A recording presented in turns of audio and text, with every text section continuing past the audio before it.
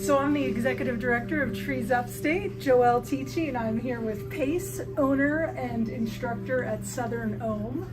And Southern Ohm has been one of our corporate partners and sponsors of the race for, I don't know, many years. Long time, yeah. And it took a few years of Pace telling me to get in here, and I finally did. I think that the biggest benefit is most of the exercises we do, shorten the muscles. Even if you go lift weights, the whole objective is to get your muscles shorter, and we want to lengthen them. And yoga stretches the muscles out. And so when you're running, where our injuries come or happen is because we've shortened our muscles down, and then we have a odd step, or we have a long stride or something like that, and the next thing we know, we've hurt ourselves because our muscles are not stretched. So that's probably the biggest benefit, is to keep ourselves limber. It also keeps the joints limber, particularly in this class we just took from the heat.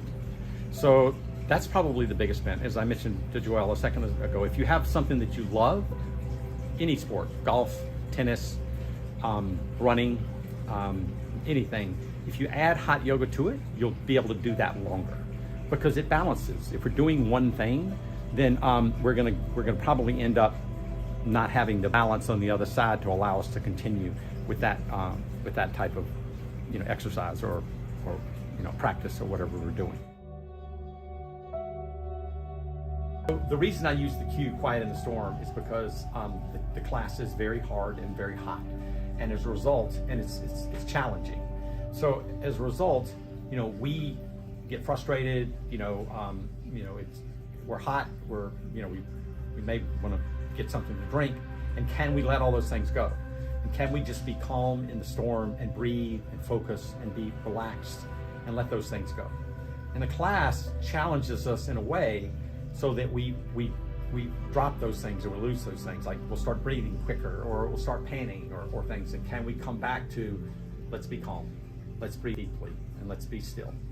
So then we're out in the world, which is also being calm in the middle of the storm, because whether it's in the middle of a meeting or driving down the road when somebody cuts us off, or we're having to sit in traffic for 30 minutes when we thought it was going to be 5, then can we calm down? Can we breathe slowly? Can we be focused and not be scattered? That's what I mean by that quote. The other thing that I'm going to start using it. That's going to be my new mantra: to be quiet in the storm. Yeah, well, I agree. Another thing that I think about is, the big buzzword, or one of the big buzzwords these days seems to be consciousness. Everybody's looking for consciousness. What does that mean?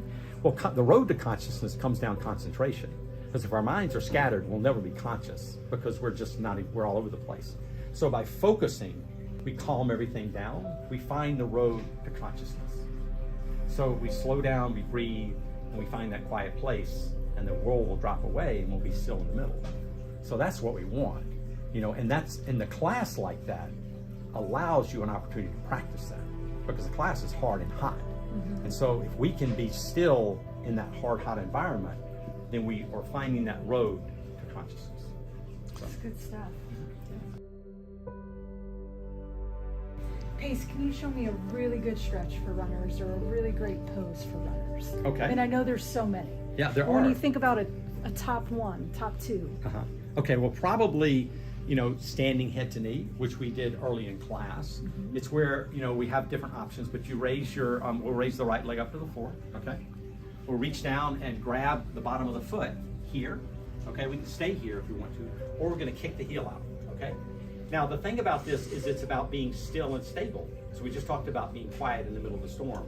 Can you focus on one point, slow your breath down, concentrate on the point, and now slowly begin to lengthen that leg out and press up through the hip.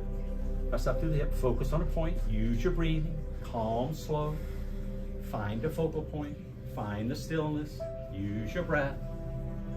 So that's a great stretch. You can come out of that now.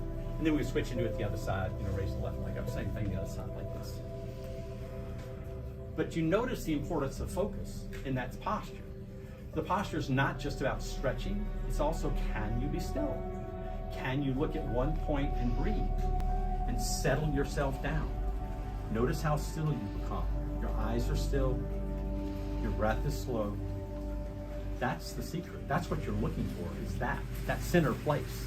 That's what you're looking for. It's not just the stretching, it's the additional of the mental side as well. Yeah, that we can apply art to our everyday lives. Yes, exactly, Yeah. exactly. But I mean, notice how your posture changed when you started focusing and breathing. Because when you first got into it, you were wobbling a little bit, and then I saw your eyes still, and your breath slowed, and then your posture stilled. You know, because the body's actually fairly stable. It's all the movement, the scatteredness we bring into it, which makes us unstable. You know, if we can be calm and we can breathe slowly, the body's fairly still.